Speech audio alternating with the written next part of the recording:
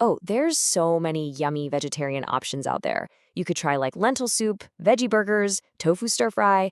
The possibilities are endless.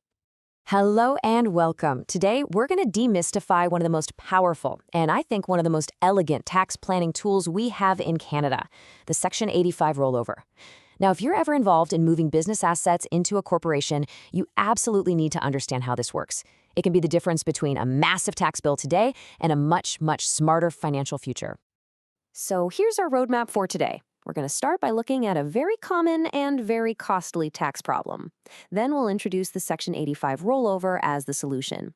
We'll break down the nuts and bolts of how it works, dig into the most important calculation, and then we'll look at the final payoff and a really critical warning you need to be aware of. Okay, let's jump right in. To really appreciate the solution, you first have to understand the problem. So let's imagine a business owner, we'll call him Brett. He wants to sell his land and building to a buyer, Jason.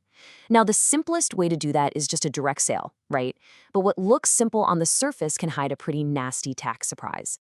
So let's look at the numbers. If Brett just sells the assets straight up for what they're worth, you can see the tax consequences immediately. For the land, it's pretty simple, a capital gain of $112,000. But the building, that's where things get complicated. Not only does he have a capital gain, but he also triggers something called recapture. You see, recapture is basically the tax system saying, hey, all those depreciation deductions you claimed over the years, we want those back. And that recapture amount is almost $208,000. So what's the grand total? What's the bottom line for Brett's tax return?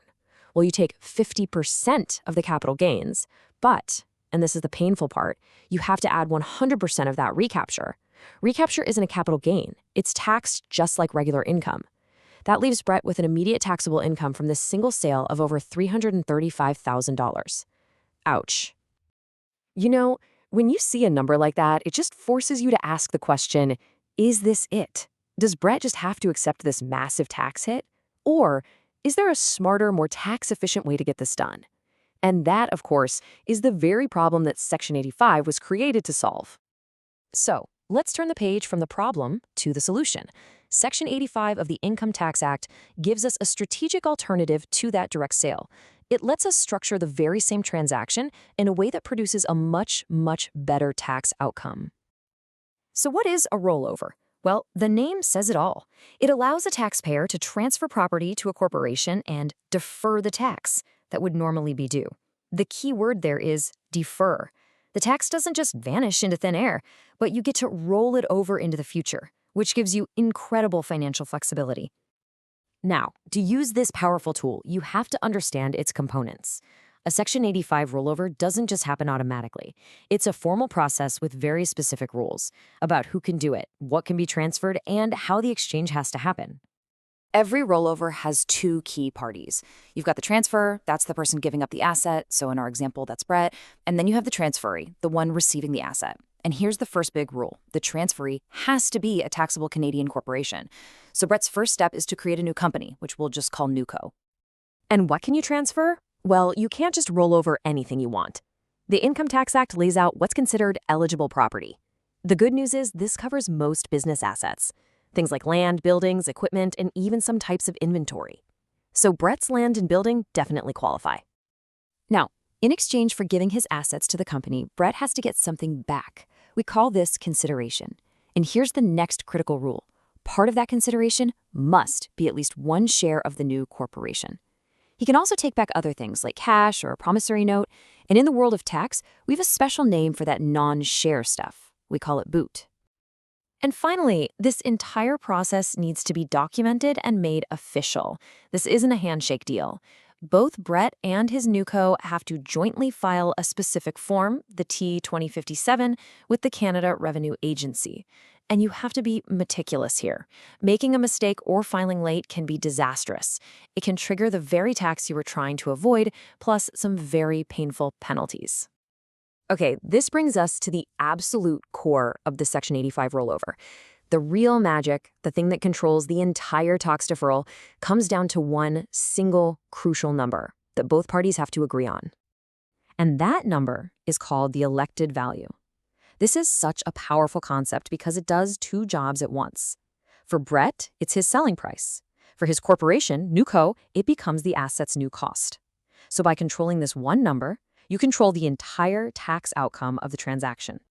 But you can't just pick any number you want. The law puts boundaries on it, a ceiling and a floor. The ceiling is simple. You can't elect for more than the asset's fair market value. The floor is a bit trickier. The elected value cannot be lower than the property's tax cost. Or if you took out any boot, that cash or debt we talked about, it can't be lower than that either. To get a full deferral, the goal is always to elect at the lowest possible number, the floor. So let's see how we find that floor for Brett's building. Since it's a depreciable asset, the rule is you look at three numbers: the fair market value, the original cost, and its undepreciated capital cost, or UCC. You take the lesser of those three. In this case, the UCC is the lowest, at just over $685,000. We compare that to the boot received, which is zero, and the floor becomes that $685,022. So to get that perfect tax deferral, Brett makes the election right at the floor for both of his assets. For the land, that's its cost of $462,000, and for the building, it's the UCC we just calculated. And what's the result? His proceeds are now equal to his tax cost. That means zero capital gain and zero recapture. The entire tax liability has been perfectly deferred. All right, let's bring this all home and see the final payoff. So the assets are now safely tucked inside Brett's new corporation, and Brett is holding shares of that company. The final step in the plan is for Brett to sell those shares to the buyer, Jason. So Brett sells the shares of his new co to Jason for their full value. Now, what's the cost of those shares for tax purposes? Well, it's the total of the elected values we chose in the rollover, about $1.147 million. The difference is a capital gain, and remember, only half of that is taxable. This leaves Brett with a taxable capital gain of around $231,000. Now for the moment of truth. Let's compare the two scenarios. That direct sale we started with, it resulted in over $335,000 of immediate taxable income, and the Section 85 rollover strategy, just under $232,000. That is a reduction of over $100,000 in income that Brett has to pay tax on today. A massive difference. So where did this incredible tax saving come from? It's actually quite brilliant. Remember that huge fully taxable recapture amount of almost $208,000 from the first scenario? The rollover effectively took that 100% taxable income, converted it, and embedded it into the shares as a capital gain, which is only 50% taxable. That single transformation is the source of the entire tax saving. But now, a very important professional warning. This strategy is perfectly legal, but it comes with a big caveat. If it looks like this whole series of steps was just a prearranged plan to sell the assets to Jason all along, the CRA could challenge it.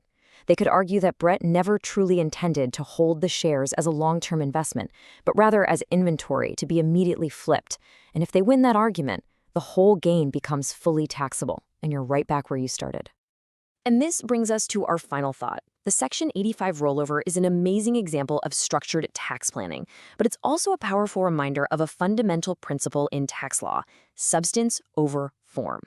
A successful plan needs more than just technical paperwork. It needs genuine intent. So the question to leave you with is, how does this critical principle of looking at the real substance of a transaction, not just its legal form, affect other financial planning strategies? It's a question every tax professional and business owner should always be thinking about.